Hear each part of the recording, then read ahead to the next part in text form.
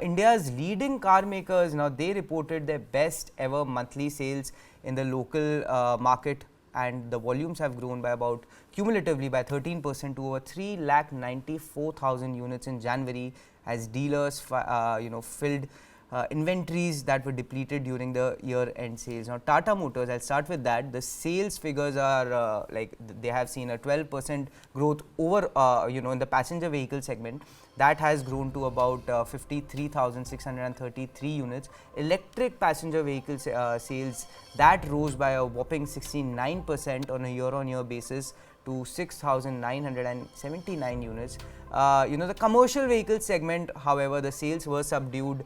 Market leader, Tata Motors reported a 2% decline as far as the total, commercial vehicle sales are concerned for the month of January to 32,092 units. Heavy commercial vehicles sales, now that fell about 11% on a year-on-year basis to 8,906 units. But Maruti and Mahindra also reported their numbers. Yeah, so like you spoke about Tata Motors, they had stress in their commercial vehicles. Maruti had a little bit of stress when it came to passenger vehicles.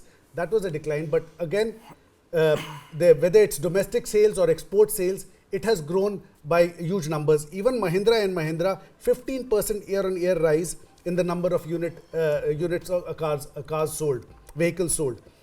But looking at the stocks, there seems to be something that Tata Motors is doing right much more than Maruti and Mahindra.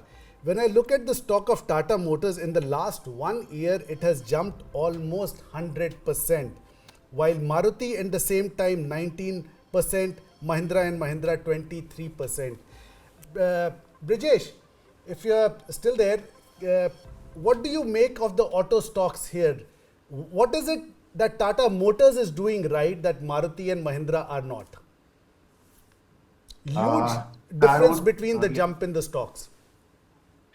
Okay, so let me tell you this. Tata Motor was one of the underperformer for so many years. It never performed. Like from the level of 350, it went up to 600, and then that zone of 600 was the multiple resistance zone. And in the month of June 23, so we saw a very good breakout from those zones. And if I put it from the technical perspective, that entire range when the market Tata Motor was not moving, it was forming a bullish inverse head and shoulder pattern, which is normally a bullish pattern, and that talks of 1250 level on the higher side. That's a directional positional view, and we have a very strong bet on the Tata Motors, and we are looking towards 1250 plus levels, or maybe close to 1250, 1200 levels.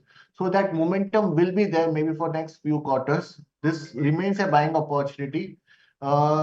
Technically, it is slightly in the overbought zone. Some mild corrections can be there, 50, 60 odd points. I think one should take that as a buying opportunity. Directionally, if somebody wants to hold a position, then I believe 1250 is what would be the reasonable upside for the Tata Motors. So definitely, that is one of the outperformer, and it will keep outperforming in the next coming months. So extremely bullish on Tata Motors. And is it time to get into something like a Mahindra, which is low right now? So good time to buy, or just wait and watch on that? Even Maruti. Yeah, M&M specific, I think we can have a buy because there is nothing which says there can be some correction or some sort of that.